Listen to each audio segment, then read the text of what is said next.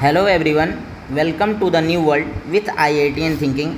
आज हम इलेक्ट्रोकेमिस्ट्री के इम्पॉर्टेंट NCERT एग्जाम्पलर के प्रॉब्लम को डिस्कस करने वाले हैं और उन्हीं कॉन्सेप्ट की हेल्प से हम जितने भी इलेक्ट्रोकेमिस्ट्री में फार्मूलेज हैं, कॉन्सेप्ट हैं, वो भी सीख लेंगे। तो हम लोगों ने यहाँ 5 most important math the column जो कि NCERT एग्जाम्पलर के सवाल हैं उनको लिया है और उसी के थ्रू हम सारे क्वेश्चनों को डिस्कस करने वाले हैं। तो स्टार्ट करते हैं अपने पहले क्वेश्चन से। तो स्टार्ट करते हैं मैथ द कॉलम के क्वेश्चन नंबर 1 से। ये क्वेश्चन में हमें क्या दिया है, कॉलम 1 कॉलम 2 दिया हुआ है, कुछ क्वांटिटीज़ दी हुई हैं और उनकी यूनिट हमें बताने हैं। तो क्वांटिटी क्या क्या दी हुई है, अगर हम इसको लिख पाएँ तो हम इसको समझ जाएँ। लैम्डा एम को बोला क्या जाता है, लैम्डा एम को बोला जाता है मोलर कंडक्टिविटी। क्या बोला जाता है, मोलर कंडक्टिविटी। ठीक है। ई सेल ये हमारा EMF ऑफ द सेल होता है, या इसको सेल पोटेंशियल भी बोलते हैं। के को बोलते हैं कंडक्टिविटी और जी स्टार जो होता है हमारा होता है सेल कांस्टेंट। तो अगर जिसको इसका फॉर्मूला पता होगा वो क्वेश्चन सॉल्व कर लेगा। तो सबसे पहले हमें पता है EMF of the cell. E cell तो हमें पता है ना, E cell EMF of the cell. और EMF कैसे मेजर किया जाता है, वोल्टेज में मेजर किया जाता है, 2 वोल्ट 3 वोल्ट। तो यहाँ से एक ऑप्शन तो हमारा मतलब एक मैच द कॉलम हमने कर लिया, वो क्या है, वो है हमारा ई सेल। तो ई सेल हमारा जो हो जाएगा वो वोल्टेज हो जाएगा। ई सेल का क्या हो जाएगा, V मतलब वोल्टेज। और अगर हम ऑप्शन में देखें तो ए का ई सेल मतलब बी ऑप्शन का क्या हो गया, बी ऑप्शन का ऑप्शन 4 हो गया। बाकी को अगर मैं बात करूं तो जो जी स्टार होता है, जी स्टार जिसे हम क्या बोल रहे हैं, सेल कांस्टेंट। सेल कांस्टेंट के लिए फॉर्मूला जो होता है वो होता है L/A, length upon area. Length का फॉर्मूला क्या होता है, लेंथ का यूनिट मीटर और एरिया का मीटर स्क्वायर।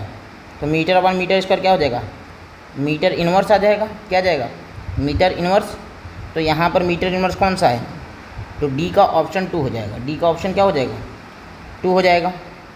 नेक्स्ट क्वेश्चन हमारा, अगर हम ई सेल हो गया, जी स्टार हो गया। के हमारा क्या होता है, कंडक्टिविटी।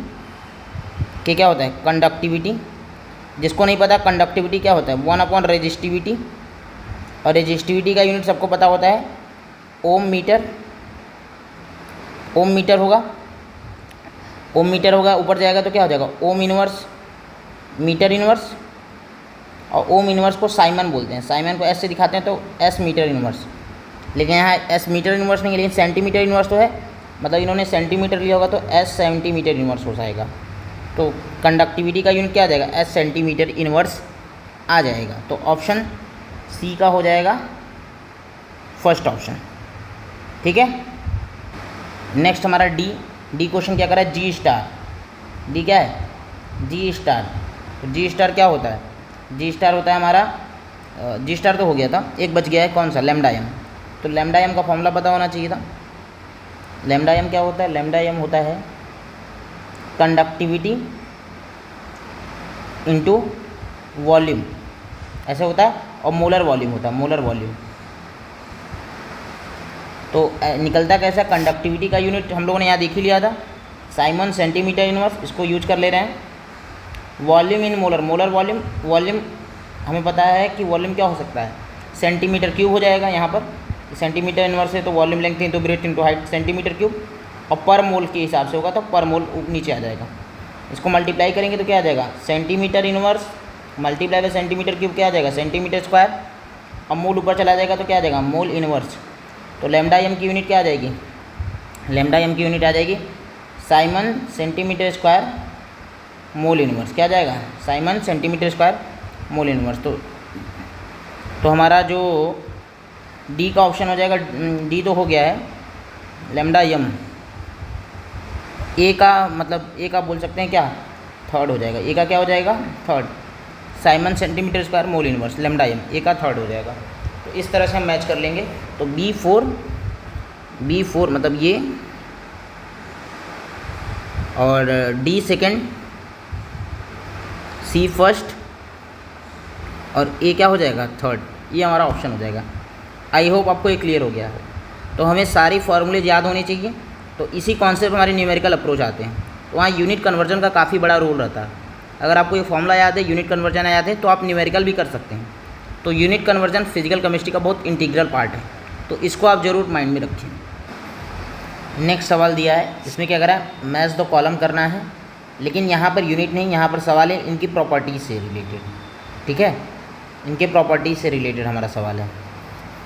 तो सवाल क्या कर रहा है वो ध्यान से सुनो कि अगर लैम्डा एम है तो ये तो पता है मोलर कंडक्टिविटी, ई सेल हमें ईएमएफ ऑफ द सेल के conductivity delta G cell change in gives free energy.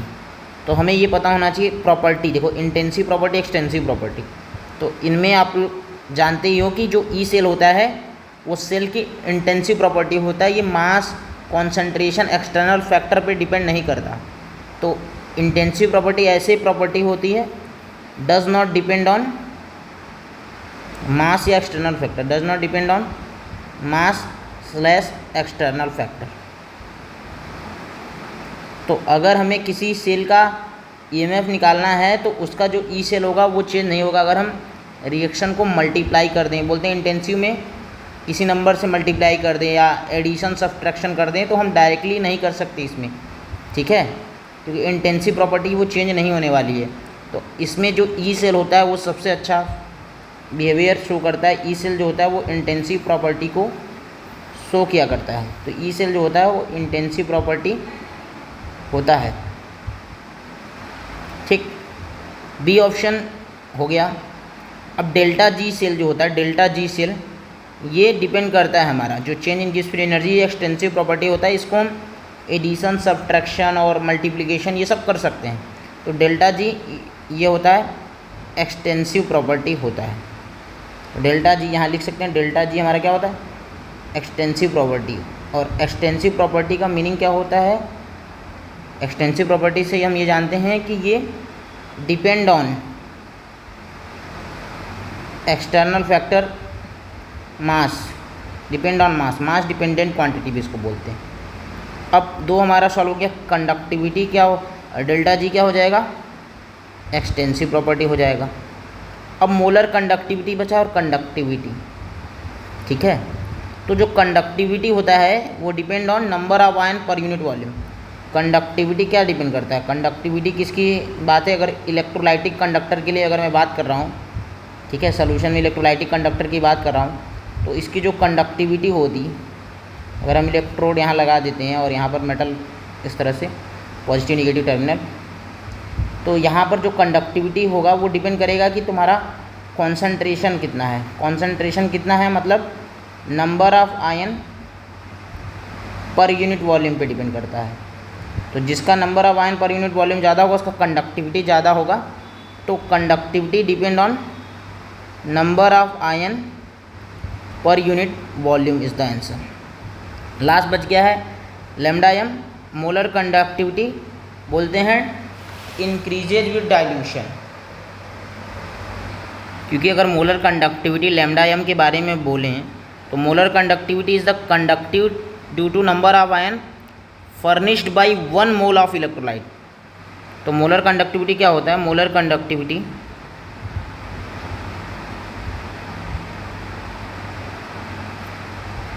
it is the conductivity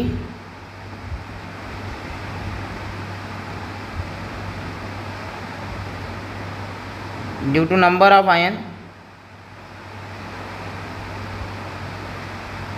furnished by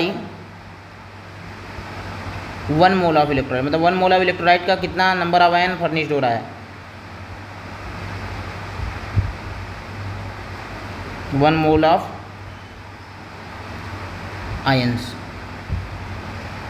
अब होगा क्या, जैसे जैसे हम डाइल्यूशन करेंगे, जैसे डाइल्यूशन करेंगे,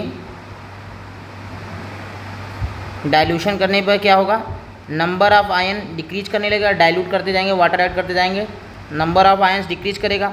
और नंबर ऑफ आयंस डिक्रीज कर जाएगा तो हमारा पर यूनिट वो पर मोल के रेस्पेक्ट में हमारा नंबर ऑफ आयन कम हो जाएगा। मतलब डाइल्यूशन होने से क्या हो जाएगा, हमारा नंबर ऑफ आयंस कम हो जाएगा। और नंबर ऑफ आयंस कम हो जाएगा तो मोलर कंडक्टिविटी उसकी घट जाएगी। मोलर कंडक्टिविटी क्या हो जाएगी, घट जाएगी, क्योंकि डाइल्यूशन बढ़ने से नंबर ऑफ आयन कम हो जा रहा है। तो आंसर क्या आ जाएगा, लैम्डा एम। हाँ, एक यहाँ थोड़ा मिस हो गया, ये डाइल्यूशन होने से नंबर ऑफ आयन बढ़ेगा, क्योंकि मोलर ये थोड़ा कंडक्टिविटी में तो घट जाएगा, कंडक्टिविटी हमारा घट जाएगा डाइल्यूशन करने से, लेकिन मोलर कंडक्टिविटी जो होगा डाइल्यूशन होने से उसके नंबर ऑफ आयन बढ़ जाते हैं और मोलर कंडक्टिविटी बढ़ जाएगा। यहाँ इंक्रीज विद डाइल्यूशन होगा। अगर मैं बोलूँ डाइल्यूशन करने से क्या होता है, डाइल्यूशन करने से हमारा कंडक्टिविटी घटता है, कंडक्टिविटी हमारा घटता है, लेकिन मोलर कंडक्टिविटी क्या होता है डाइल्यूशन करने से, मोलर कंडक्टिविटी बढ़ता है। इस कॉन्सेप्ट को याद रखना, क्योंकि जो कंडक्टिविटी होता है वो कितना पर यूनिट वॉल्यूम में कितना नंबर ऑफ आयन है, लेकिन मोलर कंडक्टिविटी अगर आपको समझना है तो मोलर कंडक्टिविटी क्या होता है, लैम्डा एम इजिकल टू के इंटू 1000 अपॉन सी, ऐसे फॉर्मूला आता है। तो हमारा जितना डाइल्यूट होगा उतना ज़्यादा हमारा कंडक्टिविटी घटेगा, लेकिन हमारा डाइल्यूट सोल्यूशन ये वाला ओवरऑल क्वांटिटी ज़्यादा होता है, तो लैम्डा एम ओवरऑल बढ़ जाएगा। मैं फिर से रिपीट कर दे रहा हूँ, लैम्डा एम का फॉर्मूला होता है के अपॉन सी। अगर मैं ये फॉर्मूला हमें पता है तो हमें क्या लग रहा है, जैसे जैसे हम डाइल्यूट करेंगे तो कॉन्सेंट्रेशन कम हो जाएगा, तो ओवरऑल क्वांटिटी बढ़नी चाहिए थी। और एक चीज़ ये भी हो रहा है कि डाइल्यूशन करने पर कंडक्टिविटी घटेगा, लेकिन कंडक्टिविटी उतना नहीं घटेगा जितना ये डाइल्यूट होने से कॉन्सेंट्रेशन घट जाएगा और ओवरऑल मोलर कंडक्टिविटी बढ़ जाएगी। तो इस फॉर्मूले से भी देख सकते हैं। बाकी हम इसको माइंड में रख सकते हैं कि डाइल्यूशन करने पर कंडक्टिविटी तो घटता है लेकिन मोलर कंडक्टिविटी बढ़ जाता है। आई होप आपको ये क्लियर हो गया होगा। तो option lambda M increase with dilution, ये अगर कंडक्टिविटी रहता केवल कंडक्टिविटी तो वो डिक्रीज विद डाइल्यूशन। ठीक है, आई होप आपको ये क्लियर हो गया होगा। नेक्स्ट हमारा बैटरी का सवाल है। ये काफ़ी इंपॉर्टेंट सवाल है, ये कंपटीशन एग्ज़ाम के लिए भी बहुत गुड क्वेश्चन है, फ्रेमिंग क्वेश्चन है। नीट जैसे एग्ज़ाम के लिए ये क्वेश्चन आ सकता है, जेईई में भी आ सकता है। ठीक है, क्वेश्चन क्या कर रहा है कि हमें कॉलम 1 कॉलम 2 दे दिया है, इसको मैच करना है। ठीक है, हमारे पास क्या क्या है बस उसको देख लेते हैं। जैसे हमारे पास लीड स्टोरेज बैटरी है, mercury cell, fuel cell, rusting, इस तरह से है कॉन्सेप्ट। तो हम बारी बारी से सोचते हैं। तो लीड स्टोरेज बैटरी, नाम लीड ही लग रहा है, लीड स्टोरेज बैटरी। तो एक चीज़ तो इससे भी हमें कंफर्म हो रही है कि यहाँ पर एक ऑप्शन 4 हो सकता है। तो एक्चुअल में होता भी है कि लेड स्टोरेज बैटरी में लेड जो होता है वो एनोड होता है और लेड ऑक्साइड जो होता है वो क्या होता है, कैथोड होता है, इज कैथोड। तो लेड एनोड और लेड ऑक्साइड हमारा क्या होता है, कैथोड हुआ करता है। ठीक है,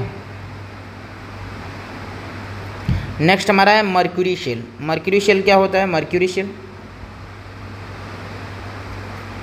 मर्क्यूरी शेल में क्या होता है, does not include ion during this function, और ये study current, study potential produce करता है।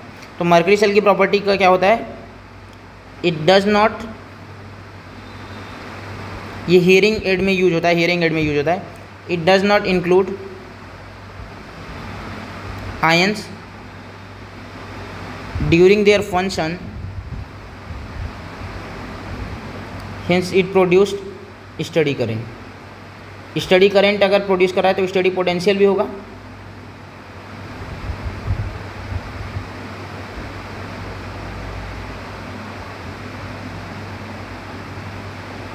तो यहाँ स्टडी पोटेंशियल हमारा मर्क्यूरी शेल प्रोड्यूस करता है। तो पहले का ऑप्शन हम लोगों ने देख लिया था, ए का 4th हो जाएगा, मर्क्यूरी शेल का गिव्स स्टडी पोटेंशियल।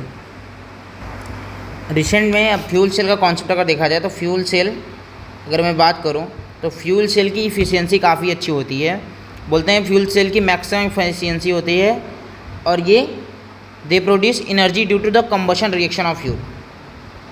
ठीक है, तो फ्यूल सेल नोट कर लो, fuel cell has the maximum efficiency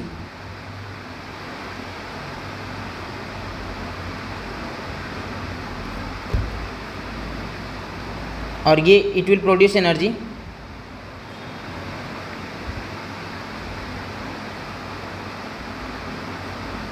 due to the combustion reaction of fuel.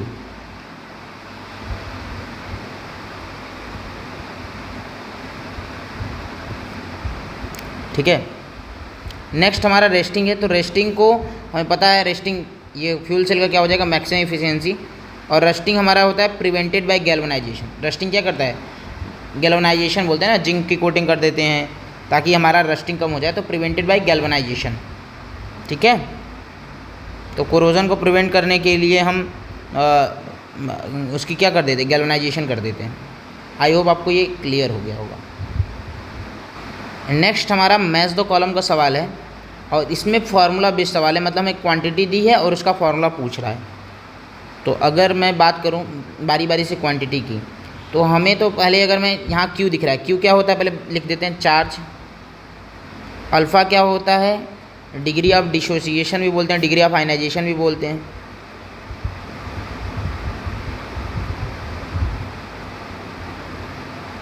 Lambda ये हमारा मोलर कंडक्टिविटी हुआ करता है। के हमारा कंडक्टिविटी हुआ करता है। अब इसका फॉर्मूला बताऊं, तो जैसे अगर मैं सबसे इजी तो ये हो जाएगा, चार्ज होता है current into time, Q equal to I into T. आपको ये पता होगा फॉर्मूला, Q बराबर क्या होता है, आई इंटू टी। इसको याद कैसे कर सकते हैं, क्विट, Q equal to I into T से क्विट, ठीक है। अब हमारा एक फार्मूला होगा, अब अगला फार्मूला क्या है, अल्फ़ा। अल्फ़ा होता है molar conductivity eight concentration C upon molar conductivity eight infinite dilution. तो अल्फ़ा क्या होता है, lambda m upon lambda naught m। तो लैम्डा m क्या होता है, molar conductivity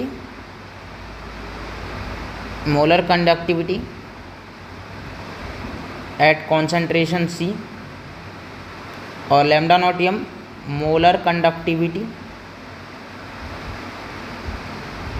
eight infinite dilution.